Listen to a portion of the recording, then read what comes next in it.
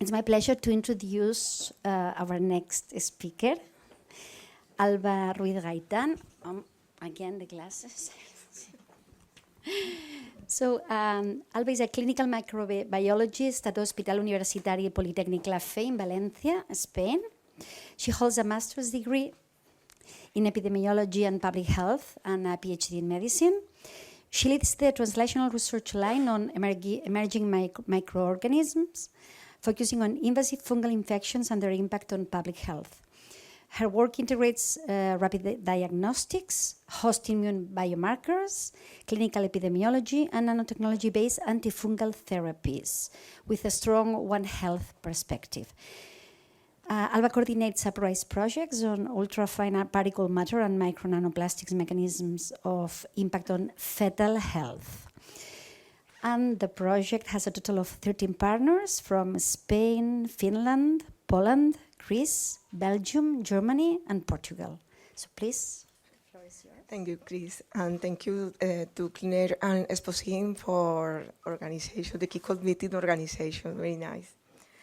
Okay, so Chris said at UPRISE, unraveling ultrafine particulated matter and micronanoplastic mechanisms of impact on fetal health.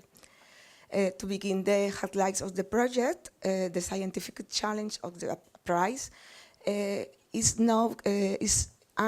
is to investigate how exposure to airborne ultrafine particles and micro and nanoplastics affect the normal fetal development, and how this exposure predisposes to development of the non-communicable diseases later in the life.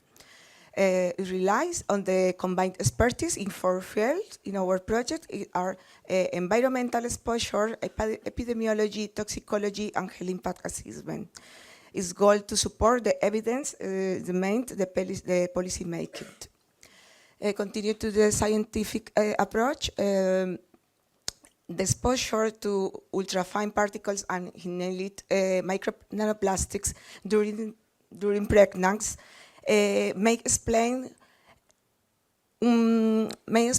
how these particles contribute to development of the non-communicable diseases and increase the burden of diseases such as ischemic heart disease, cardiovascular disease, stroke, hypertension, respiratory disease, asthma, mental disorders, and degenerative neurological diseases.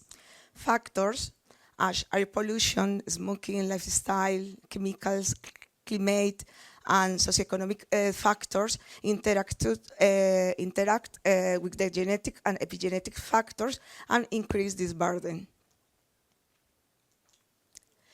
About the biological study at UPRISE will be analyze the potential mechanisms of action of the most abundant ultrafine particles and micronanoplastic particles detected to determine the events can culminate and the adverse effect in the placenta, and also understand placenta translocation and effects of these particles throughout in vitro studies, quantitative detection and characterization of these particles in biological samples in the 4-meter cohort, and it's not the main, but it's very important, multi-omic analyze, for example, epigenomic and transcriptomic studies for the mixed core.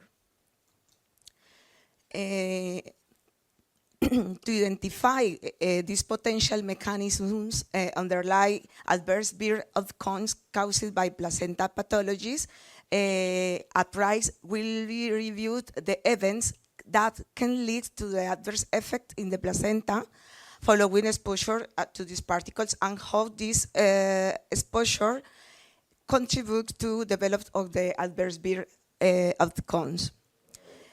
Also, acquisition, production, characterization of the most relevant particles, exposures, and create the studies in lung, in placenta, in vitro, and in vivo models. collecting and analyze evidence-based data for identified events across the 3 scenarios. This is a very important topic in our project. The scenario 1, the first scenario is mother exposed to the micronanoplastic and ultrafine particles, but the species didn't develop adverse birth outcomes. In the second scenario, women with exposure to the these particles, but which could lead ABO. And in the third scenario, mothers with exposure to the micronanoplastic or ultrafine particles, so which will lead ABO. About the expected political and societal impact, UPRISE will be implement programs to reach and engage multiple stakeholders. In our case, 2 groups are very important: advisory board and the parent advisory board. We live experience in the preterm bureau. About the dissemination and communication, is very important. Communicate the project to the society through the project identity and several channels.